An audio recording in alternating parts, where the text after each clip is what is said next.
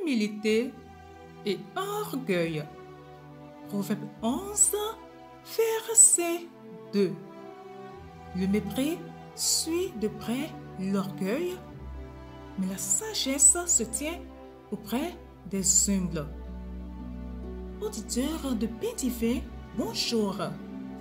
Dieu déteste l'orgueil. Il s'y oppose toujours. Les Écritures nous apprennent que l'orgueil est ce qui a provoqué la chute de Satan et la nôtre aussi. Ce proverbe ainsi que celui qui s'en rapproche d'un proverbe 16, verset 18, à savoir « L'orgueil précède la ruine, un esprit fier annonce la chute », sont deux versets parmi une multitude de références bibliques concernant la haine que Dieu porte à cette racine du péché. 1 Pierre 5, le verset 5 est très clair. Dieu s'oppose aux orgueilleux. Pour les personnes désirant savoir comment bénéficier des faveurs de Dieu, voilà une clé. Dieu tend les bras aux humbles. Une humilité sincère et une compréhension du péché nous conduiront à Jésus. Et il est pour nous le seul chemin vers Dieu. Seuls les humbles peuvent parcourir ce chemin. L'orgueil humain est la plus grande des barrières. Celui qui se croit important ne peut entrer dans le royaume de Dieu. Quand nous sommes devenus chrétiens, nous nous sommes humiliés.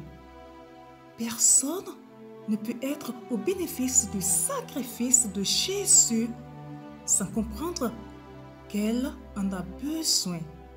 Et cette acceptation nous atteint dans notre orgueil. Mais une fois sauvés, nous avons une tendance bien trop humaine à laisser insidieusement l'orgueil nous envahir de nouveau. Nous tentons par nos propres forces de faire le travail du Saint-Esprit. Nous commençons à penser que notre vertu vient de nous et non du Christ. Nous pensons que notre loyauté envers Dieu a du mérite, alors qu'elle est le produit de la pure grâce. Autrement dit, notre vie centrée sur Dieu peut rapidement et subitement se retrouver centrée sur nous-mêmes.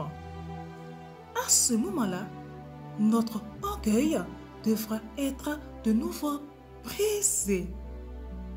Bien-aimés, Dieu vous a-t-il laissé trébucher? Peut-être même êtes-vous tombé. Si c'est le cas, il l'a fait dans sa grâce. Il ébranle notre orgueil parce qu'il nous aime. Il veut nous donner la clé qui ouvre son cœur. Il dévoile le secret de ce qui le satisfait, l'humilité. L'humilité permet la confession et la repentance. Elle rend possible le service et la communion fraternelle et débouche sur la louange. Elle nous ouvre sa bénédiction. L'orgueil bloque tout ce qui vient d'en haut. Bonne méditation à vous et shalom!